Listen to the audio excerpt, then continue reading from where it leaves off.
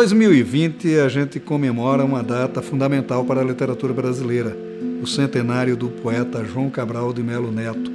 João Cabral foi um poeta definitivo na nossa língua, porque apesar daquela secura, daquele antilírico que ele tanto defendia, na verdade, o João Cabral era um poeta que transitava por todos os sentimentos poéticos possíveis. Eu vou conversar sobre esta poética tão emblemática com o professor Alexandre Pilato. Ele vai nos conduzir sobre este mundo brilhante, que é o mundo fascinante de João Cabral de Melo Neto. Catar feijão se limita com escrever.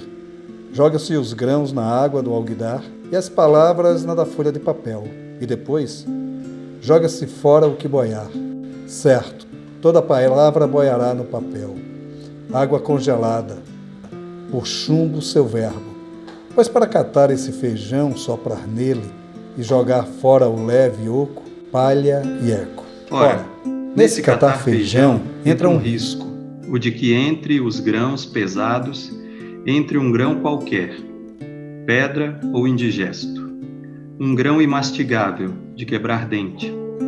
Certo não, quando ao catar palavras, a pedra dá à frase seu grão mais vivo, obstrui a leitura fluviante, flutual, assula a atenção, isca com o risco.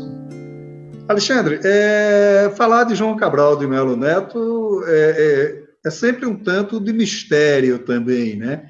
Porque o João, ele, embora fosse um poeta muito claro, muito vivo, ele acabou ganhando a certa alcunha de hermético. Você sabe por que isso? Porque esse medo que provoca a leitura dos poemas de João Cabral de Melo Neto? Impressionante como o Cabral é um caso muito peculiar, né, no contexto da literatura brasileira. E peculiar, assim, evidentemente, pela qualidade toda da obra dele, né? Eu acho que é uma obra, de fato, assim, que está entre as maiores da língua portuguesa em todos os tempos. É um poeta muito longevo, né? Escreveu, pelo menos, assim, com grande qualidade, dos anos 40 até os anos 90, né? E representa muito bem, assim, a poesia brasileira no século XX, mas de uma maneira muito, muito peculiar, muito especial, principalmente pelo fato de que ele é um poeta que ficou conhecido, claro, a crítica, né, vai repetir isso muitas vezes, pela sua consistência antilírica, né, é um poeta que até fez para si mesmo a propaganda de poeta antilírico, né? O que quer dizer, assim, um poeta que limpa o poema de qualquer aspecto, da maioria, pelo menos, dos aspectos sentimentais, né? Que se ordenam em torno daquilo que a gente conhece normalmente como a poesia, como a expressão lírica, né? Que é a expressão do eu, do coração, do íntimo, né? E o Cabral sempre fez também, fora dos poemas e dentro dos poemas, uma propaganda de poesia antilírica. E aí disso deriva também uma certa impressão de que essa é uma poesia muito cerebral, que é uma poesia muito hermética, né, como você acabou de se referir. Mas, contraditoriamente, quer dizer, e acho que um pouco do que é importante da sua poesia é exatamente o que vem desse terreno das contradições, né, é que, assim, um esforço tão grande, uma insistência tão grande em se mostrar antilírico, né, é, ao mesmo tempo, uma disposição muito pessoal, muito, muito íntima, de uma personalidade forte, né, quer dizer, essa ânsia de se mostrar objetivo, ela é também lírica, de alguma forma, né, só que é lírica de um jeito objetivista, digamos assim, produtivo, né, isso é produtivo. E, ao mesmo tempo, assim, esse lado cerebral, ele se contrasta com uma outra essência da poesia do Cabral, que é essa essência da montagem, né? Assim, a poesia do Cabral é conhecida por essa disposição em assumir a palavra e assumir a poesia como coisas concretas, né? E isso ele não aprendeu só das vanguardas históricas europeias e tal, né? ele vai aprender mesmo da poesia popular, né? Ele vai aprender mesmo daquela poesia que, na verdade, mais comunica. E aí, nesse sentido, é estranho, né? É contraditório que um poeta que bebe nessas fontes, às vezes, tão populares da poesia, né? Venha a se tornar um poeta hermético. Mas, ao mesmo tempo, é um poeta que é muito formador de poetas. Então, o Cabral, apesar de ser hermético, né? Ele é um poeta que difundiu muito a poesia, né? Que transmitiu a poetas brasileiros que vieram depois dele, né? Um padrão muito curioso de poesia que tem a ver com essa provocação do leitor, né? Que é assim aquilo que está no Drummond também em algum momento da oficina irritada, né? De provocar o leitor e a sua inteligência a compreender o poema para além dos sentimentos que ele possa via despertar. Então, acho que é um hermético saudável no sentido de que ele chama o leitor, né? Olha, vem aqui, vamos testar esses sentidos aqui comigo, né? Ele provoca o leitor nesse sentido. Há duas grandes contradições no Cabral, né? Essa questão do antilírico. Poemas como A Balada dos Três Amantes, né? Que o amor comeu até a dor de cabeça dele, né?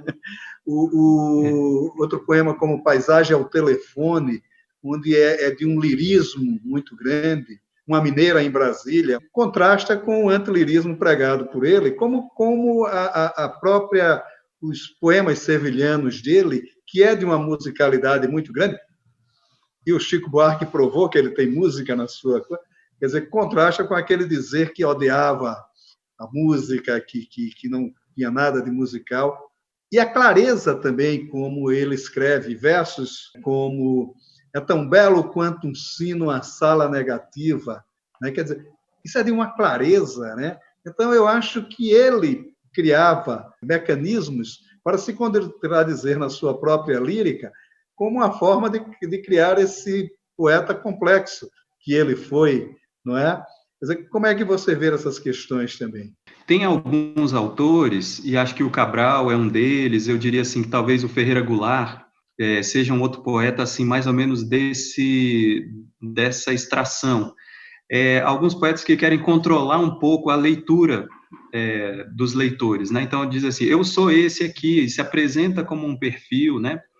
Eu acho que toda poesia, de alguma forma, enquanto se realiza, ela defende um certo conceito de poesia, né? Assim, quando um Manuel Bandeira escreve, ele está também defendendo aquilo que ele acredita ser a poesia, né? A poesia também é uma espécie de defesa de um certo conceito de poesia, assim como acontece no caso do Cabral, de uma maneira muito gritante, né? Então, eu acho que é esse contraste entre ele ser alguém que se propagandeia como cerebral, né?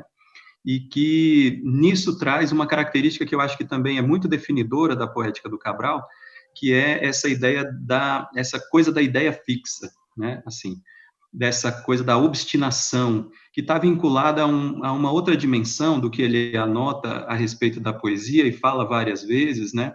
Que é essa distinção entre inspiração e transpiração, né? Claro que essa distinção ela é um tanto forçada por ele, mas assim de uma forma muito produtiva, né? É claro que não existe possibilidade de você criar sem nenhum tipo de inspiração e também de fazer uma obra significativa que seja pura inspiração, né? Eu acho que a combinação desses dois planos é que faz, na verdade, o grande poeta, como no caso dele. Mas quando ele anota, por exemplo, que existem poetas que querem aprisionar a poesia no poema e outros que querem fazer a poesia no poema, né, que é o lado dele, ele está exatamente marcando esse terreno, né? E eu acho que esse terreno é um terreno importante de ser marcado num determinado momento na história da poesia brasileira, se a gente pensar assim, porque nós temos ali, veja bem, o Cabral está escrevendo num momento em que Bandeira escreve, em que Drummond escreve, em que Cecília Meirelles escreve, Murilo Mendes, Jorge de Lima, né?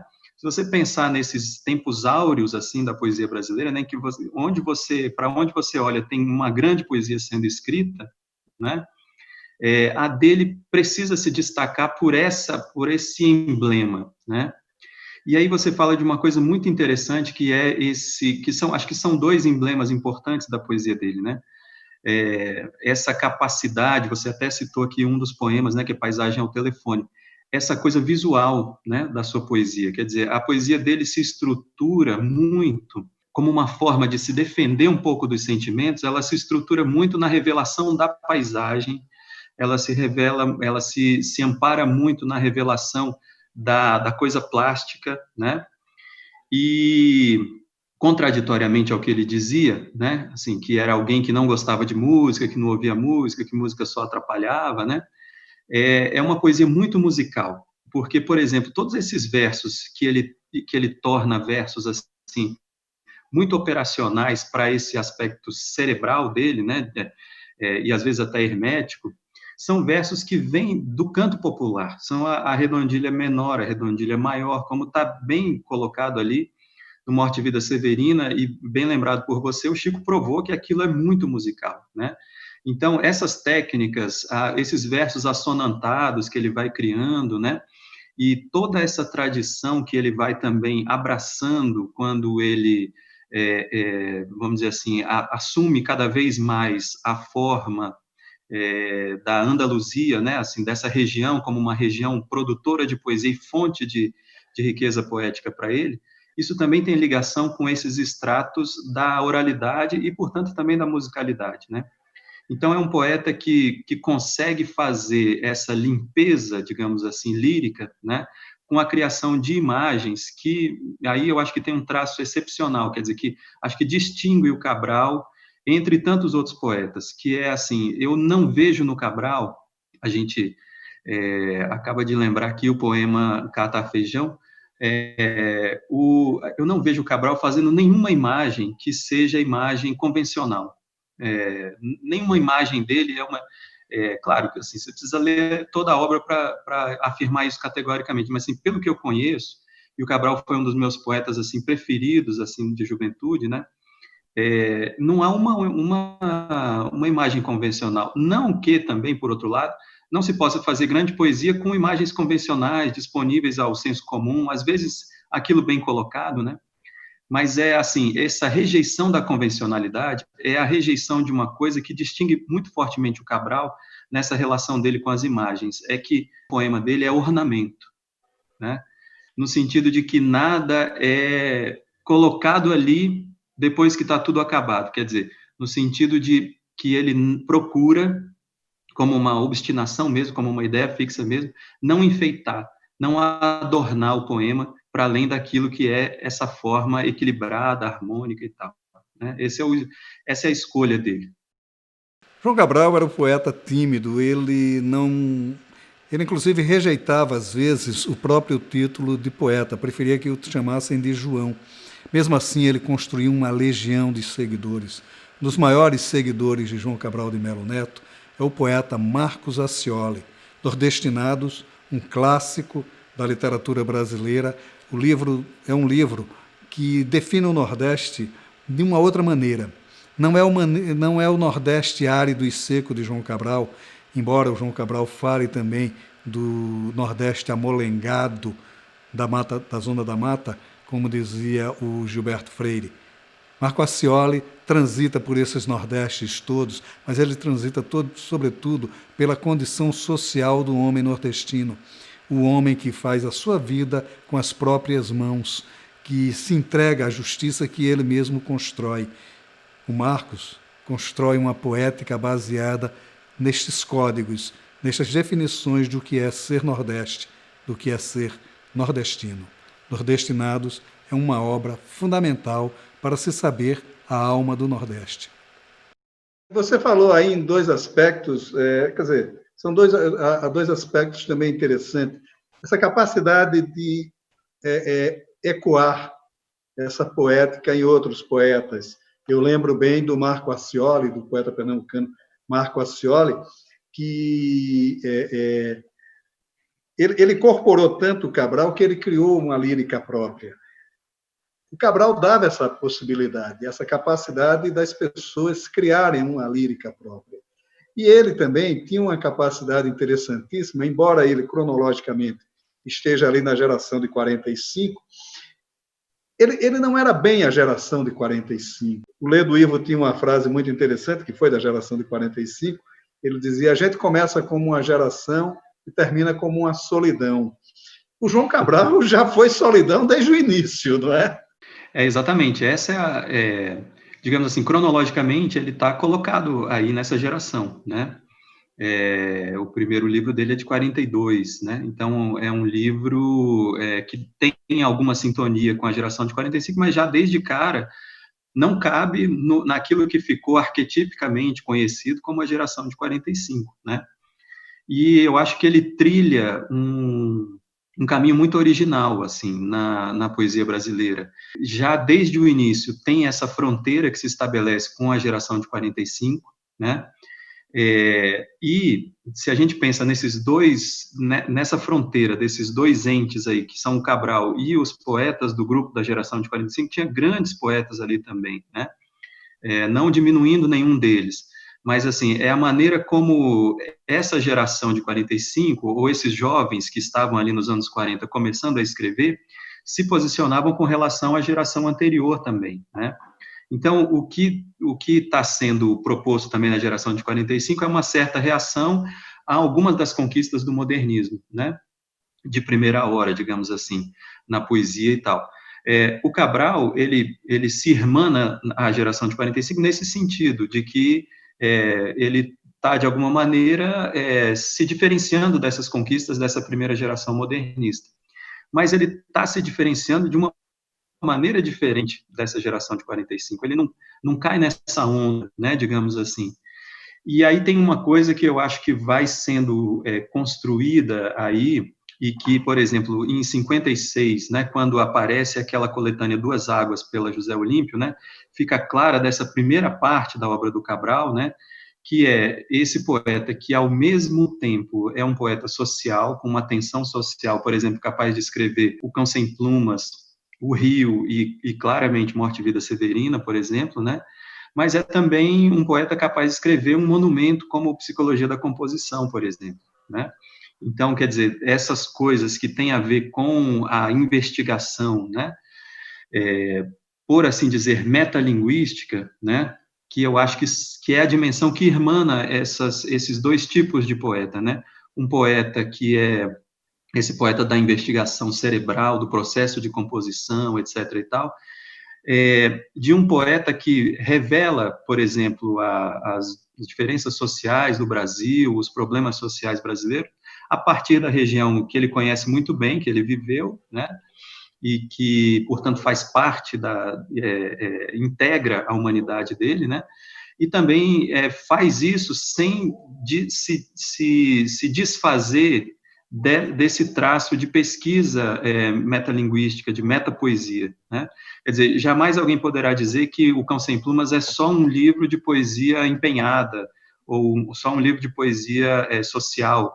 É um livro de poesia social, mas enquanto peça de pura linguagem, né? Porque, no fundo, O Cão Sem Plumas é a definição de uma metáfora. O que é o poema? O poema é a explicação de uma metáfora. O Cão Sem Plumas, que é aquele de quem tiraram tudo até o que ele não tinha, né?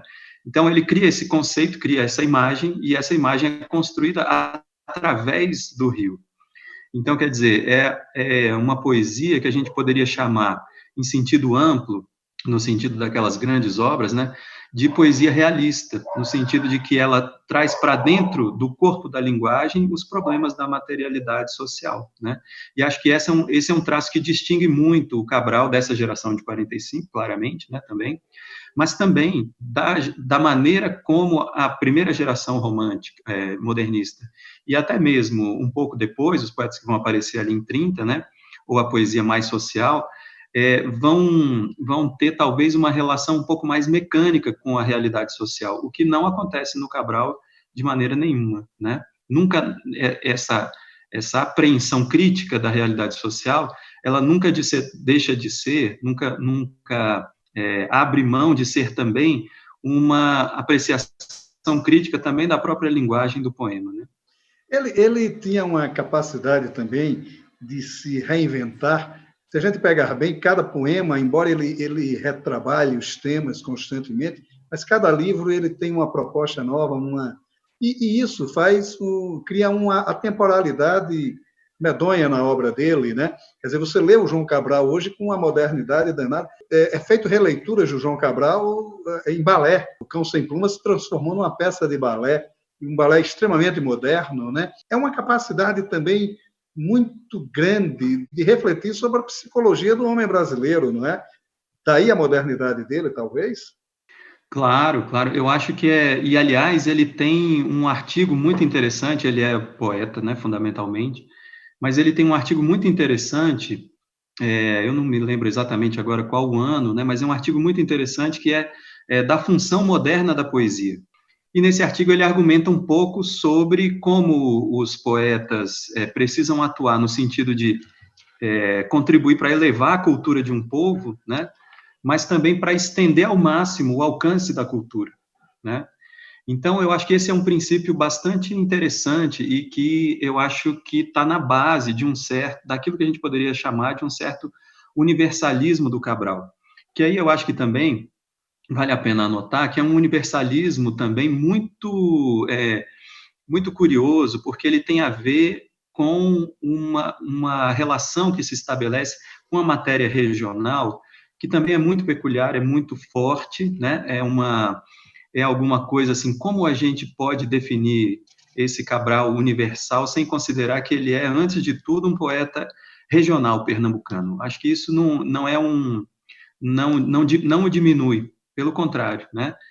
E especialmente depois dos anos 60, né, você vai percebendo a presença cada vez maior da Andaluzia na obra dele, né, e Sevilha, por exemplo, né, cada vez mais presente, figuras, dançarinas, toureiros, paisagens, né, enfim, tudo que vai sendo buscado ali para representar aquela região que é a Andaluzia, né, da Espanha, e que, no fundo, representa a Península Ibérica como um todo, a tradição ibérica como um todo, né, de que nós somos tão tributários também como brasileiros, né, e essa relação íntima também com o Nordeste. Então, acho que ele faz uma coisa que é interessante no contexto dessa universalização da proposta poética dele, que é jamais deixar de ser um poeta com características regionais, no bom sentido do termo, quer dizer, que é aquele poeta que define a sua dicção a partir da região de onde fala.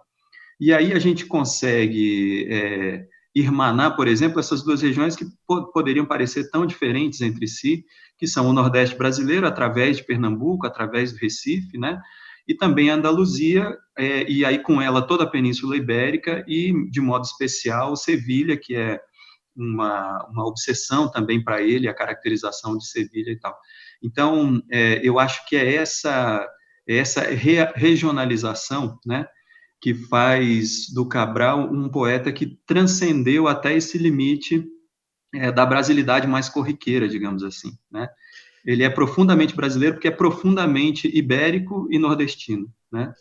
Ele estava no mundo, mas com os pés fincados no mangue do Capibaribe, né? Exatamente, exatamente. Alexandre, muito obrigado pela sua participação aqui no Leituras. A gente ficaria aqui horas e horas falando do João Cabral, porque o universo do João Cabral é inesgotável. Muito obrigado. É verdade, eu que agradeço, sempre um prazer falar com você, conversar sobre o Cabral, então é uma grande honra, né, lembrá-lo aí nesse centenário, né, acho que é um momento que nós brasileiros podemos ter oportunidade de reler, rever e redescobrir, né, porque é um poeta que a gente lê e sempre descobre algo novo ali, e muito inusitado, né, o Cabral foi um poeta importante para mim na minha formação também, e acho que é alguém que os brasileiros é digno do Brasil, né? Então agradeço muito. Maravilha, um grande abraço. Obrigado, um abraço.